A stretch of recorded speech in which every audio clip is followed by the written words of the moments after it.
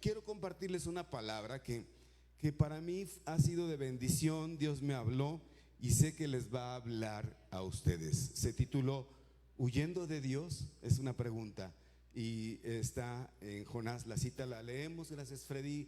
Voy a leer del 1 al 3 de Jonás capítulo 1 y quiero predicar por lo menos otro sermón más. Este primer sermón que voy a predicar solo es del capítulo 1 y voy a mencionar o menciono en el sermón, y ya lo voy a repetir ahora, lo voy a decir ahora, que Jonás es uno de los profetas de los libros más pequeños de la Biblia. Se los dejo de tareas, solo tiene 4 capítulos, así es que es una bendición poder compartir esta palabra para ustedes. Dice: la palabra del Señor vino a Jonás, hijo de Amitai: anda, ve a la gran ciudad de Nínive y proclama contra ella que su maldad ha llegado hasta mi presencia. Jonás se fue, pero en dirección a Tarsis, para huir del Señor. Bajó a Jope, donde encontró un barco que zarpaba rumbo a Tarsis. Pagó su pasaje y se embarcó con los que iban a esa ciudad, huyendo así del Señor. Esto es palabra de Dios.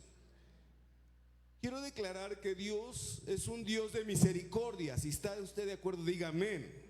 Es un Dios de perdón, de gracia, y aún ahora ha tenido misericordia de la humanidad. Aborrece al pecado, pero ama al pecador. ¿Puede decir amén?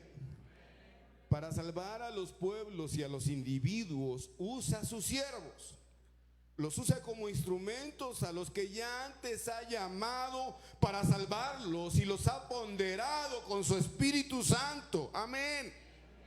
Los ha llamado para darle salvación y vida eterna, y ahora nos quiere usar como instrumentos. Así Dios llamó a Jonás: anda, ve a la gran ciudad de Nínive y avisa que voy a acabar con ella, porque la noticia de su maldad ha llegado hasta mi presencia. Pero hay un verdadero problema en la vida del hombre cuando éste intenta escapar a la presencia del Señor. He escuchado que algunos decir: Dios me abandonó o se olvidó de mí. Amados, lo que realmente pasa es que el hombre decide, en su libertad de elegir, decide alejarse de la presencia de Dios. Y hermanos, quiero ser muy puntual en esto. He ahí cuando inicia el principio de la tragedia humana, cuando alguien decide alejarse de la presencia de Dios.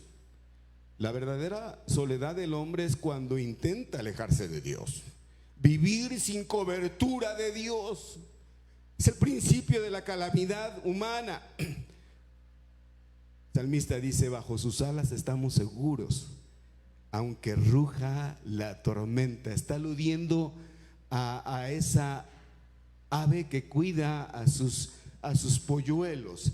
Y hay un poeta veracruzano, Salvador Díaz Mirón, que habla acerca de la seguridad de las aves y sus alas. Dice: el ave canta aunque la rama cruja, como que sabe lo que son sus alas, y bajo sus alas esa ave cubre a sus polluelos. Cuando uno está en la presencia del Señor, no importa que ruja la más cruel tormenta, podemos estar seguros bajo las alas de nuestro Dios. Si está de acuerdo, diga gloria a Dios, amén. Pero es el hombre quien decide estar cerca o bien lejos de Dios. Y veamos, gracias Jacob, veamos el ejemplo de Jonás. Él decide embarcarse a Tarsis. ¿Por qué esta actitud de Jonás? Miren, hermanos, analicemos algunos detalles. La ciudad de Nínive era la capital del imperio asirio y fue una gran y prominente ciudad en sus días. No era para nada esta ciudad una ciudad de Israel. Dios llama a Jonás para que fuera una ciudad pagana, una ciudad gentil, para que predicara el arrepentimiento. Pero Jonás, hablando específicamente de lo que significa en la Biblia Jonás, es de los llamados profetas menores. No porque haya sido inferior a los demás profetas llamados mayores, sino todos ustedes saben, y les recuerdo, que fue porque escribió un poco menos, ya dije 4 capítulos nada más en ese pequeño libro de Jonás. Pero estos 4 capítulos tienen una historia bellísima, extraordinaria, de poder, de misericordia de Dios.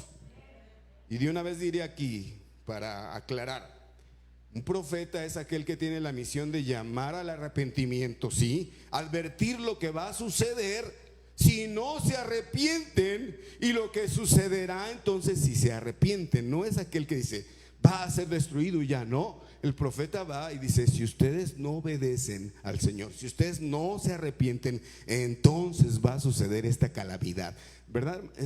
No sé si me estoy explicando. Un profeta no es un profeta para calamidad, sino es un profeta para advertir lo que va a suceder si la gente, si aquella persona no se arrepiente, como en el caso de Jonás. Pero volviendo a nuestra historia, centrándonos en ella, los ninivitas además era un pueblo hostil con el pueblo de Israel. Jonás no quería que Dios los perdonara. A ver, hermanos, ¿me están poniendo atención en esto? Al fin de cuentas, Jonás sabía que Dios quería extender su misericordia para ese pueblo, pero lo que realmente Jonás quería era que fueran castigados. ¿Cómo explicar esto mejor?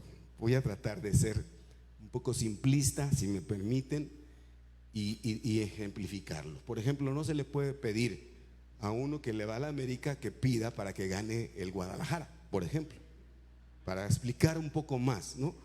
Hablando de Fórmula 1, no se le puede pedir a Checo Pérez que ore por Verstappen o por Leclerc, ¿no? Si él quiere ganar el campeonato. Hablando de béisbol, yo le voy a los Yankees. No se le puede pedir al pitcher de los Yankees que antes de ir a pichar en contra de los Dodgers le diga al Señor: Señor, dale la victoria a los Dodgers. No. Entonces algo así sucedía con Jonás. Jonás vivía en un pueblo que era hostigado por los asirios, que era el imperio donde se encontraba justamente la ciudad a la que tenía que pregonar, Nínive. Entonces Jonás dice: no, yo no les predico arrepentimiento, mejor que el Señor los castigue. Espero que usted, hermano, y yo no actuemos como Jonás, porque Dios quiere usarnos para bien. Los historiadores dicen que Nínive era la ciudad más grande del mundo en esa época. Asiria era la capital más importante de los asirios. Y entonces para Jonás también seguramente era un poco intimidante ir a esa ciudad. Pero cuando pensamos en la posición de Jonás, inmediatamente también debemos pensar en nuestra propia posición, amados. Cuando el Señor nos llama y nos dice: compartan lo que yo les he dado, dar de gracia lo que de gracia han recibido. Y de pronto nosotros como que nos oponemos a escuchar y obedecer, a dar de gracia lo que de gracia hemos recibido. ¿Cuál es nuestra excusa? ¿A quién tendrá que contestarse esa pregunta? Entramos en un nuevo ciclo en este mes en la iglesia, en donde vamos a estar orando por los nuevos. Después vamos a anotar a los nuevos. Vamos a empezar un tiempo de ayuno, 21 días de ayuno. Amados hermanos, voy a dar el banderín de arranque el próximo domingo. Vamos a estar orando para que el Señor nos indique a quiénes anotar.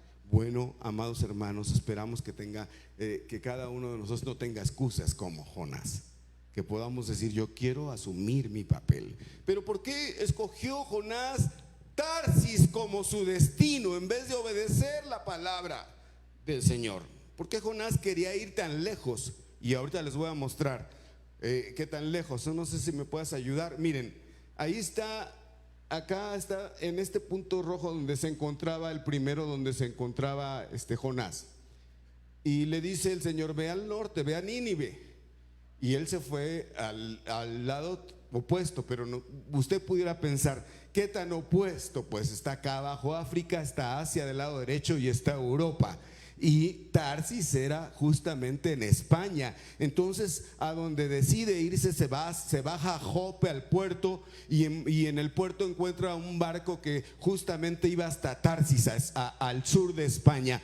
Y aquí entre nos, pues yo también quiero ir a España. Si Dios me permite, me presta vida y llevarme a mi esposa, si puedo, pues era un viaje atractivo, pero se va a un lugar opuestamente distinto a donde el Señor lo ha mandado. ¿Por qué?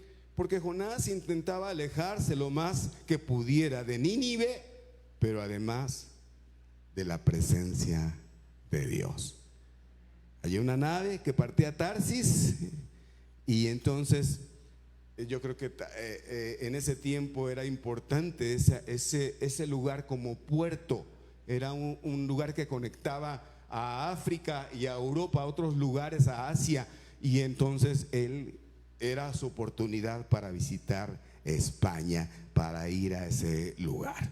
Había un impulso dentro de él que lo conducía allá, pero era un impulso, amados hermanos, aquí lo tengo que decir categóricamente, peligroso. Porque podemos tomar a Jonás como un ejemplo de hacer las cosas impulsivamente, sin pensarlo. Mucho cuidado con eso, amado hermano. Hay gente que dice, siento que debo hacer esto, y sin más se avienta a hacerlo. Hermano, cuando estés en situaciones difíciles, cuidado con tus impulsos repentinos, sin análisis de qué va a suceder. Eso fue lo que hizo Jonás. Porque puede ser peligroso tomar decisiones sin pensarlas, decisiones en el primer impulso de lo que sientas, como en el caso de Jonás. Porque un impulso puede ser, puede ser muy valiente, ¿no? Porque hacer todo ese recorrido, ponos otra vez el mapa. Yo no sé cuántos kilómetros, después me ayudas a investigar cuántos kilómetros eran de ahí, pero era cruzar todo un continente, era cruzar todo el Mediterráneo e ir hasta el otro lado de un continente a otro. Hermano, era no solo costoso en todos los aspectos, sino también, por supuesto, era un viaje grandísimo y muy largo que le iba a llevar días. Y entonces yo no sé, seguramente no calculó Jonás todo lo terrible de este viaje. Fue un impulso que aparentemente pues fue como un sacrificio o algo así pudiera parecer, pero estaba equivocado. Además le costó mucho a Jonás en dinero, en comodidad también. Y este impulso, hermanos, también, aunque él buscaba la libertad, fue todo lo contrario, porque nosotros sabemos que la verdadera libertad se encuentra al lado de nuestro Dios. Para nosotros, tener libertad es vivir cerca de Jesús, nuestro Salvador. Si estás de acuerdo, di amén. Pero este impulso también, y es por lo que yo les pido que tengamos cuidado con este tipo de impulsos. Este impulso afectó no solo a los de Nínive, hermanos, o pudo haber afectado a los de Nínive, sino también a todos los que estaban en el barco. Cuando tú y yo tomamos, hermano, una decisión así de simple y sin pensarlo bien, como un impulso de nuestro corazón, puede afectar a otros. Ahora me llama la atención lo que dice el versículo, porque no me quiero salir de lo que dice la palabra de Dios. Dice, y pagando el pasaje. Bueno, parecía que aparentemente que tenía Jonás las posibilidades económicas para comprar un boleto para una ciudad tan lejana. Y alguien pudiera decir, como tengo la posibilidad económica, es que Dios me dio, ¿no? Pero no se lo había dado para eso. Muchas veces pensamos que las bendiciones económicas Dios nos las dio para cierto fin. En este caso, aunque Jonás hubiera pensado, ya Dios me dio para irme a España, no era así. La pregunta es aquí, ¿hacia dónde nos dirigimos, amados? ¿Qué estamos haciendo? Porque algo debe quedar claro hoy, que el único camino seguro a donde ir es obedecer la palabra de Dios. Y Jonás no estaba en ese punto, en ese plano. Cuando alguien huye de la presencia del Señor, nunca llega a donde quiere ir. Tome nota de esto. Aunque pague su pasaje, no va a llegar. Pero cuando vas por el camino que Él te marca, es más, voy a atreverme a decir, no tienes que pagar tú el peaje. El que lo paga es el Señor, cuando tú te dejas dirigir por la gracia y el poder de Dios. Pero el texto, vayamos al texto, sigue diciendo, huyendo así del Señor. Jonás seguramente había leído este bello salmo, el Salmo 139, versículos 7 a 10. Aquí lo tengo, es un bello poema. ¿A dónde podría alejarme de tu espíritu? ¿A dónde podría huir de tu presencia? Dice el salmista. Si subiera al cielo, ahí estás tú. Si tendiera mi lecho en el fondo del abismo, también ahí estás. Si me elevara sobre las alas del alba, o me estableciera en los extremos del mar, aún ahí tu mano me guiará, me sostendría tu mano derecha. ¿A dónde podemos ir, hermanos, que no esté la presencia de Dios? Jonás lo sabía. Amados, la nave se embarcó, y todo el tiempo que la nave navegó sobre mar tranquilo y sereno, Jonás se olvidó de Dios. Quizás no se le hubiera distinguido entre la demás tripulación, no, pero Dios tenía preparado, dice el texto,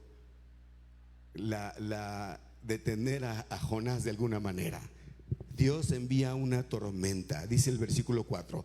Pero el Señor hizo levantar un gran viento en el mar, y hubo en el mar una tempestad tan grande que se pensó que se partiría la nave.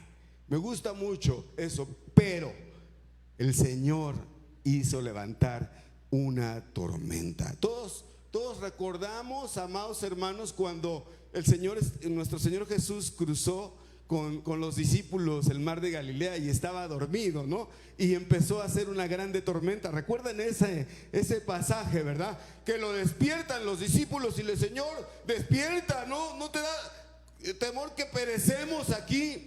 ¿Y qué hizo el Señor? Reprendió los vientos, hizo que se calmara el mar. Sí, pero ese mismo Señor que reprendió los vientos y que hizo que se callara el mar, también tiene el poder para levantar tempestades, amados hermanos. Y aquí en el caso de Jonás levantó, él dice así la Biblia, levantó una tempestad. Gloria a Dios. Sí nos gusta cuando el Señor aquieta la mar, ¿no? Y vamos tranquilos. Pero para sus fines el Señor en ocasiones nos levanta tormentas, hermanos.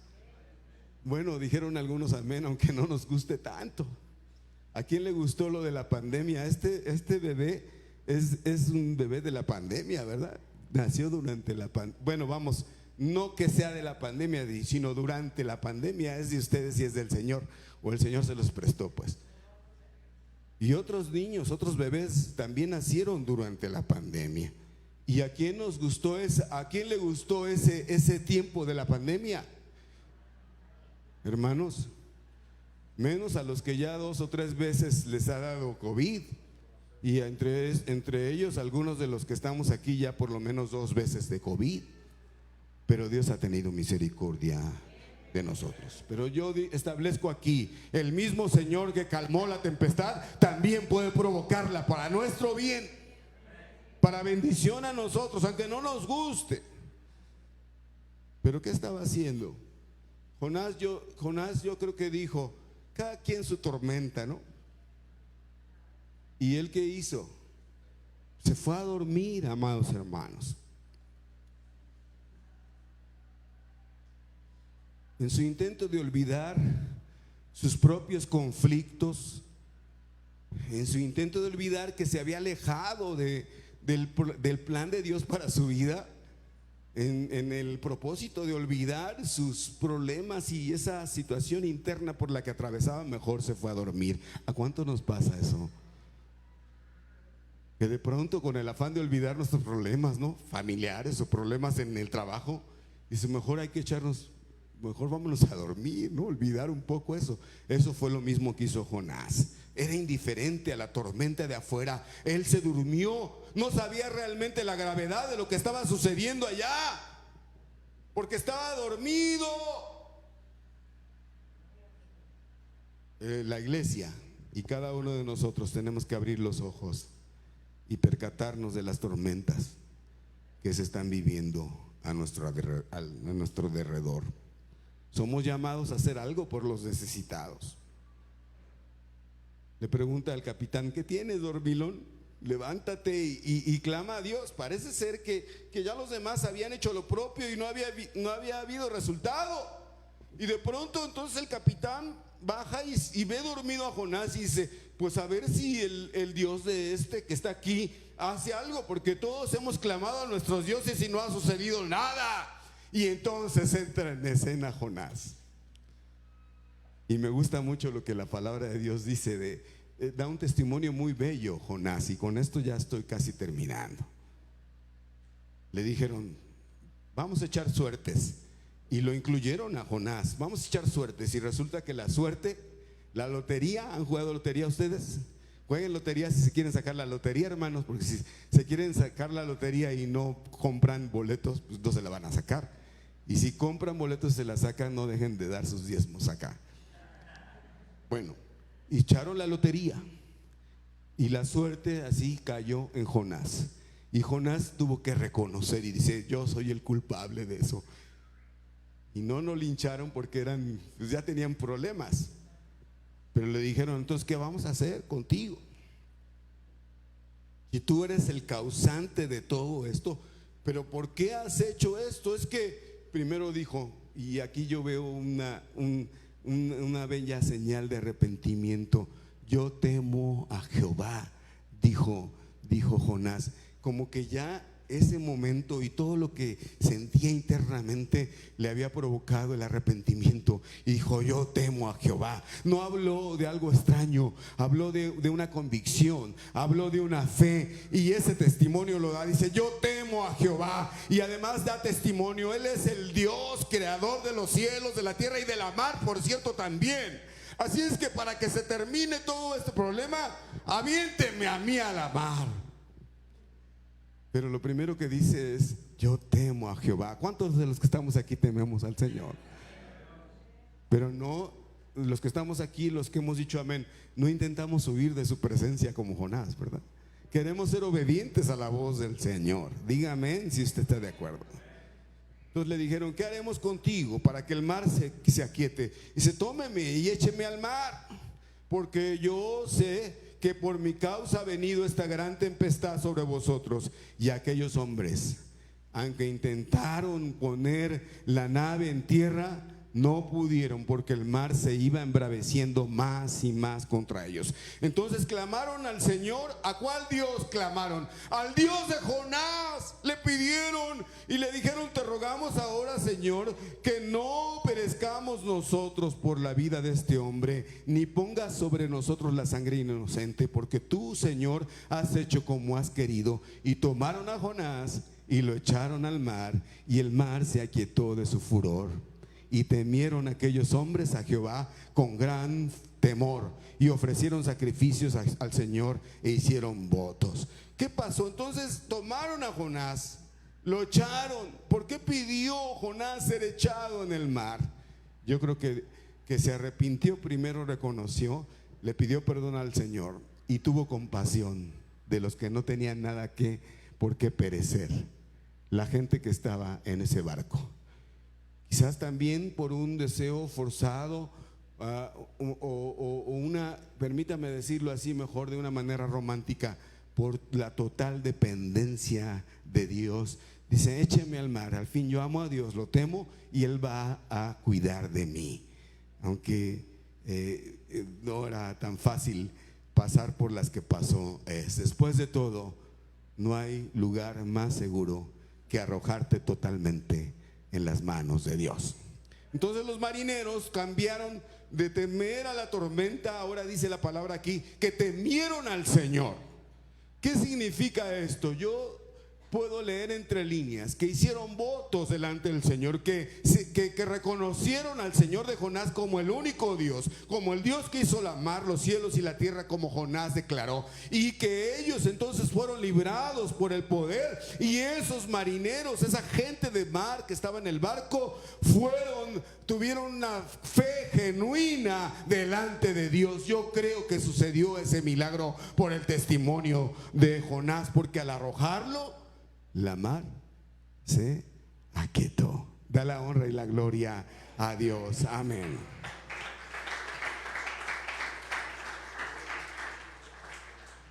No podemos salvarnos nosotros mismos, amados.